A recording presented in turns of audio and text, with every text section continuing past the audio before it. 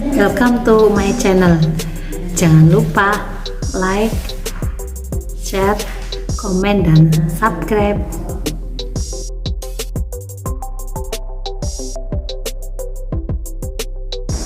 Assalamualaikum warahmatullahi wabarakatuh. Alhamdulillahirrabbilalamin. Wabihi nasta'in ala umuri dunya waddin. Wassalatu wassalamu ala asrafil anbiya'i wal mursalin wa ala alihi washabihi ajmain, amma ba'd. Alhamdulillah, kita masuk pada materi keempat mata kuliah ekonomi mikro syariah, yaitu temanya tentang teori kepuasan konsumen. Yang pertama, kita akan membahas tentang preferensi konsumen, bahwa konsumen itu punya preferensi atau minat dalam mengkonsumsi, ya, namanya konsumen dalam namanya konsumsi berarti dilakukan oleh konsumen. Namanya konsumen berarti tugasnya adalah mengkonsumsi, gitu ya. Perilaku konsumen dapat dipahami dalam 3 tahapan, yaitu preferensi konsumen, garis anggaran, dan pilihan konsumen. Preferensi konsumen adalah langkah pertama untuk menjelaskan alasan seseorang lebih menyukai suatu jenis produk daripada jenis produk lainnya. Jadi ada alasan di situ. Terdapat 4 prinsip pilihan rasional berkaitan dengan perilaku konsumen untuk memaksimumkan kepuasan, yaitu kelengkapan atau completeness 2, yang kedua itu transitivitas atau transitivity, yang ketiga continuity atau berkelanjutan, yang ke berkelanjutan atau berkesinambungan, yang keempat itu lebih banyak selalu lebih baik atau the more is always the better.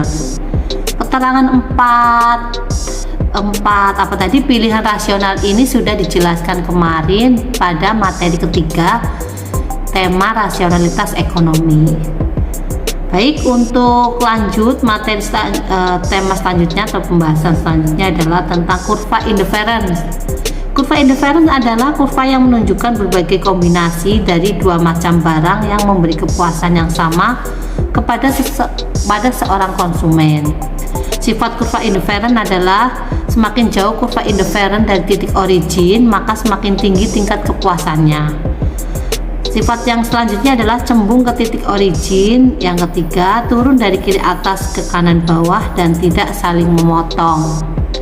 Ya, itu ciri-ciri dari kurva indifference. Selain itu, ada garis anggaran.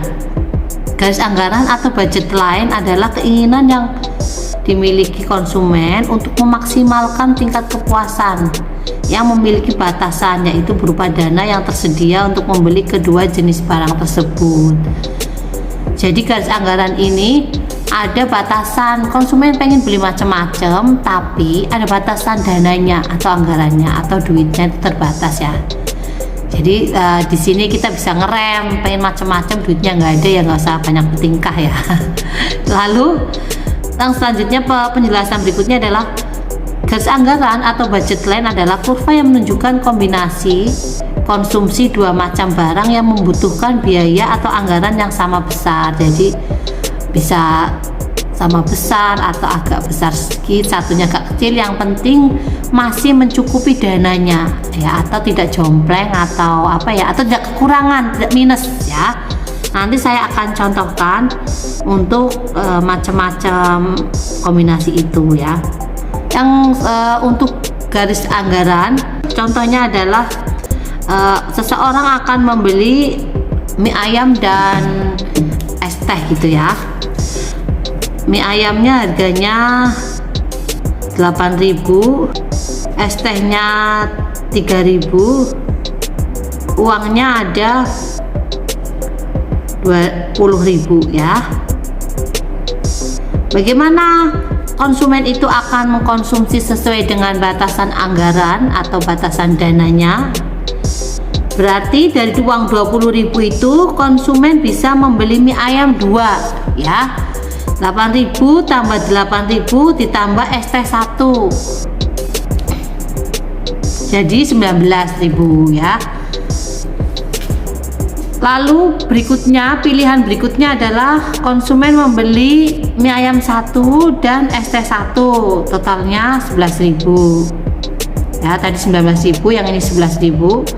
Atau konsumen membeli, pilihannya adalah mie ayam 1, es tehnya 2, jadi ada 14.000 ya. Lalu ada pilihan lagi, masih bisa mie ayam 1 es teh 3, masih bisa, berarti 17.000 ya, gitu kayak gitu. Jadi ada pilihan di mana batas anggaran itu jangan dilewati. Kalau bisa pas ya, pas berarti sesuai dengan kebutuhan. Misalnya tadi ya, mie ayamnya 2 es tehnya 1, masih ada 1.000, bisa buat beli kerupuk misalnya.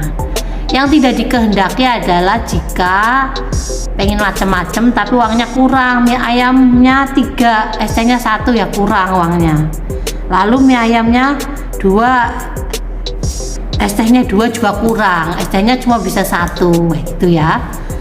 Tapi kalau ada sisa itu malah bagus. Dalam Islam menganjurkan untuk banyak-banyak nabung atau investasi ya, atau saving ya. Jadi sisa-sisa uangnya atau sisa uang dalam pilihan tadi untuk mengkonsumsi itu bisa ditabung agar jumlahnya jadi banyak dan untuk kemaslahatan bersama atau untuk kepentingan konsumen itu sendiri di kemudian hari, seperti itu.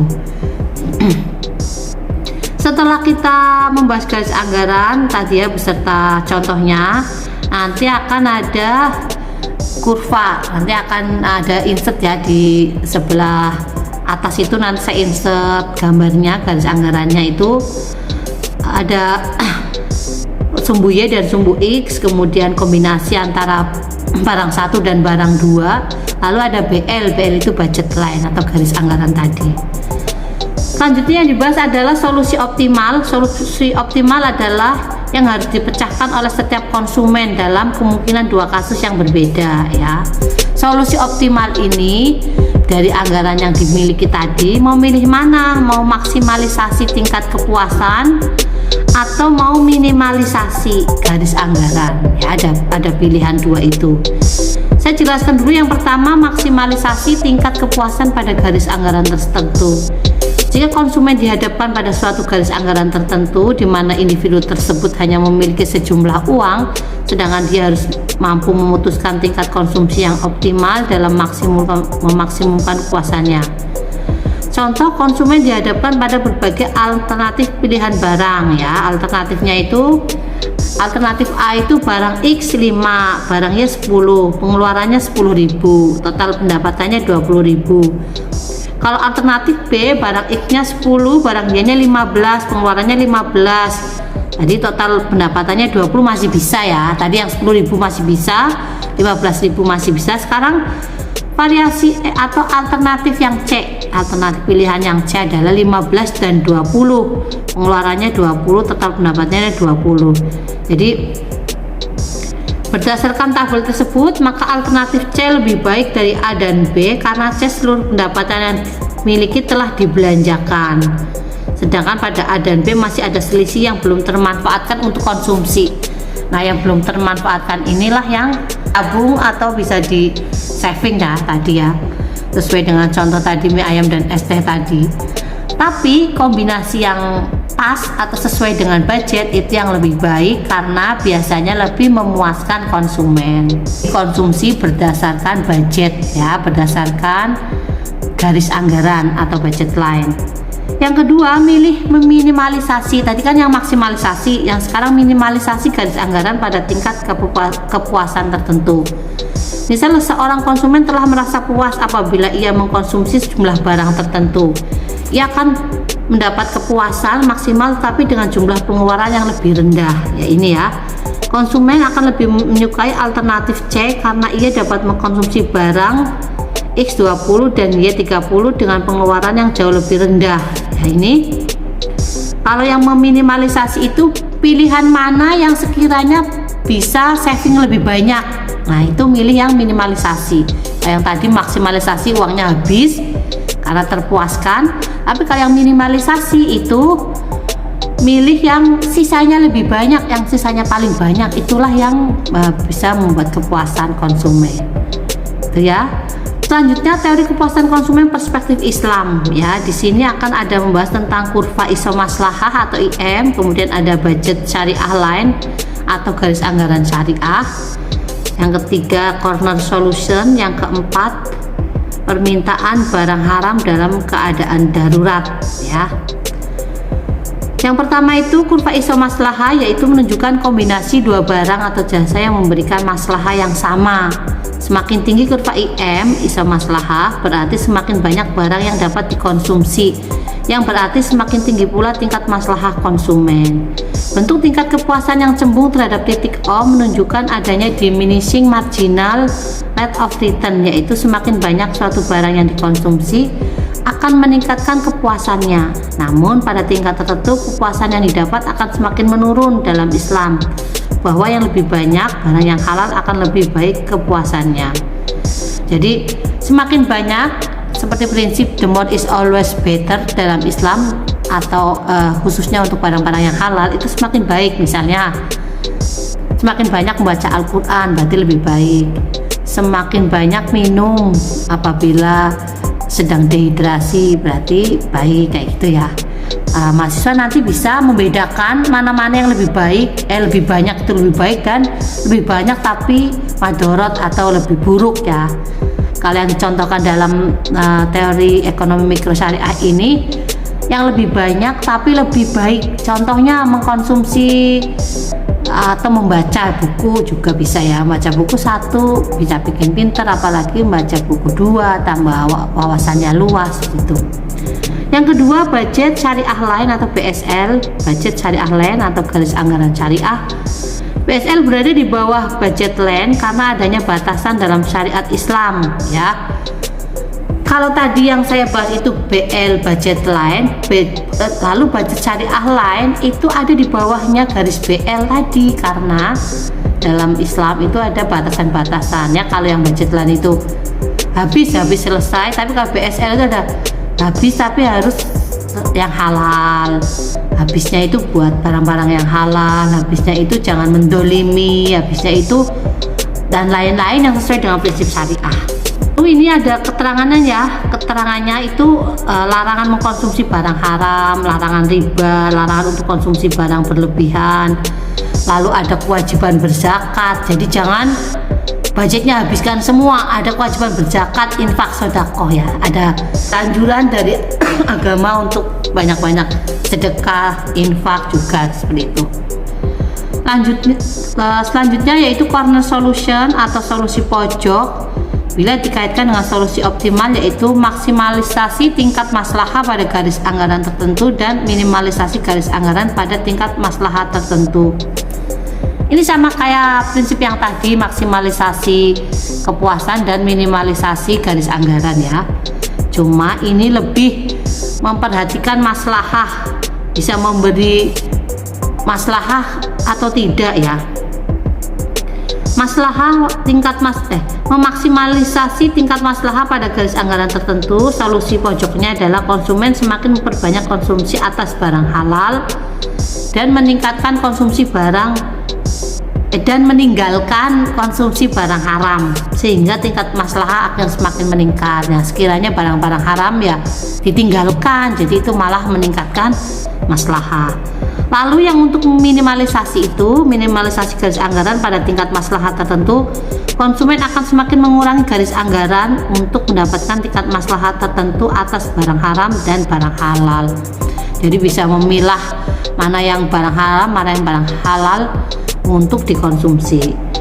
Yang terakhir adalah permintaan barang haram dalam keadaan darurat. Pada kondisi darurat di mana barang yang tersedia hanyalah barang haram, maka permintaan terhadap barang haram pada darurat poin bukan merupakan fungsi dari harga Y, melainkan tingkat permintaan atau demand point. Maksud demand point adalah permintaan untuk barang haram hanya terjadi pada keadaan darurat. Apabila keadaan darurat telah terlewati, maka permintaan untuk barang haram tersebut sudah tidak diperbolehkan. Ya, penggunaan kondisi darurat adalah terbatas dan harus sesuai syariat. Contohnya adalah tidak ada makanan sama sekali. Ya, tidak ada makanan sama sekali, benar-benar kelaparan, mau mati ya. Kemudian ada ayam busuk dimakan ya, ada ayam sudah mati, ada tiren ya, dimakan, kemudian dia jadi kenyang ya. Setelah kenyang ada isinya ya, tenaganya ya, berhenti, stop, karena itu sudah menjadi barang haram kembali apabila situasi darurat telah terpenuhi atau telah teratasi. Nah, kedaruratnya sudah selesai, jadi itu sudah tidak bisa dikonsumsi lagi. Tapi saat masih darurat itu masih boleh permintaan barang haram. Contohnya tadi ayam tiren tersebut ya, karena kalau tidak makan dia akan mati saking kelaparannya gitu. Baik, sekarang yang terakhir ada aplikasi kekinian berkaitan dengan teori kepuasan muslim di Indonesia. Ini maksudnya adalah pengaplikasian, bagaimana pengaplikasian teori kepuasan muslim di Indonesia, yaitu apresiasi konsumen terhadap produk halal dan haram, lebih memperhatikan produk halal daripada haram. Semakin marak ya, pokoknya mana yang bersertifikat halal berarti yang dibeli, yang tidak ada sertifikatnya juga jangan dibeli, itu ya, misalnya untuk produk-produk besar. Tapi kalau produk rumah tangga ya yang belum didaftarkan halal haram ya, misalnya getuk atau apa ya, kita bisa memilah lah, insya Allah itu halal karena dari singkong, bukan dari hewan yang harus disembelih, tahu baca bismillah atau tidak dan sebagainya. Lalu ini juga tentang pengaplikasiannya pada regulasi di Indonesia yang mengatur tentang produk halal. Ada Undang-Undang RI nomor 7 tahun 96 pasal 30 tentang pangan, ada PP nomor 69 tahun 99 pasal 1 ayat 5 dan 3, dan masih banyak lagi. Nanti mahasiswa juga bisa menyebutkan regulasi terbaru apabila ada regulasi terbaru yang selain yang saya sebutkan di PPT saya ini, yang bisa lebih menguatkan regulasi di Indonesia tentang makanan atau teori kepuasan konsumen muslim ya, tentang barang halal tersebut. Demikian penjelasan dari saya tentang teori kepuasan konsumen. Semoga bisa memahamkan untuk kita semua, semoga bisa memberikan manfaat untuk kita semua. Baik, saya akhiri. Assalamualaikum warahmatullahi wabarakatuh.